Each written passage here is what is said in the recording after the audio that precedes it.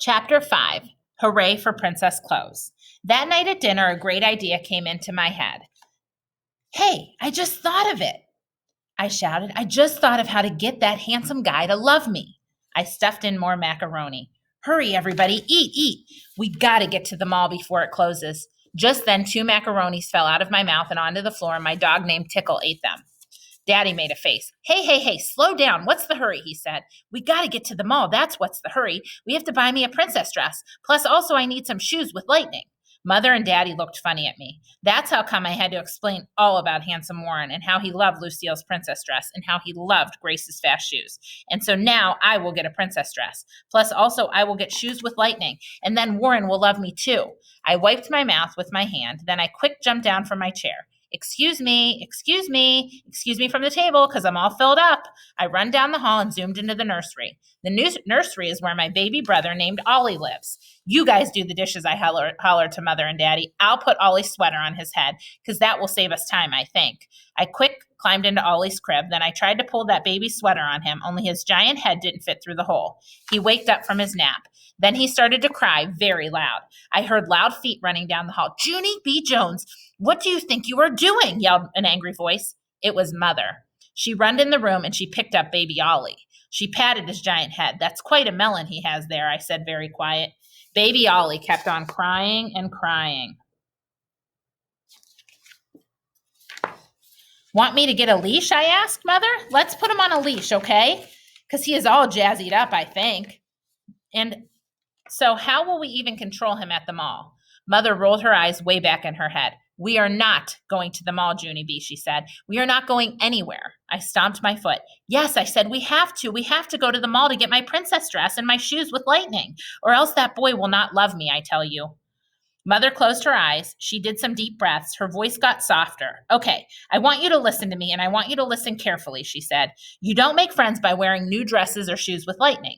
You make new friends by being fun to be with, and by being nice to people, and by caring about their feelings. She lifted me out of the crib. And honesty is important too, Junie B., she said. You have to be honest with people, and that means that you can't pretend to be someone you're not. She smoothed my hair. You are not Lucille, Junie B., and you're not Grace either. You're just you. You're just Junie B. Jones, and believe me, that's a big enough job for anyone.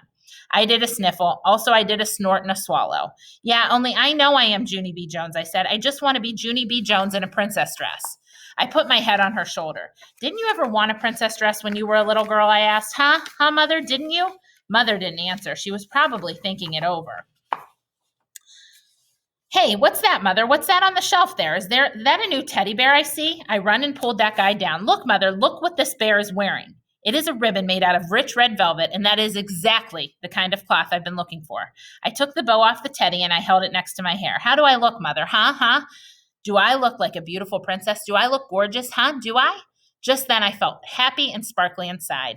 I quick kissed Mother and zoomed out of the room because maybe there was more princess clothes right in my own house. The next day that Grace saw me on the bus, her mouth came all the way open. I smiled very gorgeous. I know why you're looking at me like that, Grace, I said. Mother said when people saw me, they would be speechless. I fluffed my hair. Speechless is when your mouth can't speak, I explained. That Grace pointed at my neck. What is that? Is that a dog collar you're wearing? She laughed. I laughed and laughed at her. You silly head, Grace. Don't you know anything? This is a lovely collar of jewels. It is the kind of jewels that princesses wear, only I didn't even know we had this gorgeous thing. I found it where Mother keeps the dog food, only I don't actually know why it got put there. I holded out my arms. And did you notice these, Grace? Did you notice my long white princess gloves? They are the kind of gloves that Cinderella wears. And Cinderella is a real actual princess. Plus, also, she does floors. I pointed at my head. And what about this golden crown I am wearing? It is from a real actual Dairy Queen. Plus, I have red velvet bows on my sneakers. And Mother even drew lightning on their sides, just like yours. I twirled all around. Just wait till Handsome Warren gets a load of me. Right, Grace? Now that guy will have to love me, because who wouldn't? Grace slept down in her seat. She didn't talk the whole rest of the way to school. And guess what else? When the bus got to school, she didn't even wait for me again. She ran right straight to Handsome Warren without me. I tried to race her, but my collar of jewels scratched my neck.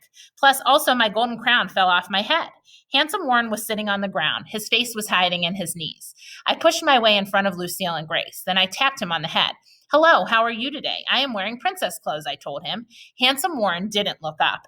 I tapped on his head again. Yeah, only I actually think you should get a load of me, because Grandma Miller said I'm quite a sight, I said. Lucille rolled her eyes. It won't do you any good to talk to him, Junie B., she said. He's not talking to anyone, not even me, said that Grace. I squatted down next to that guy and stared real hard. How come you're not talking, huh, Warren? Does the cat have your tongue?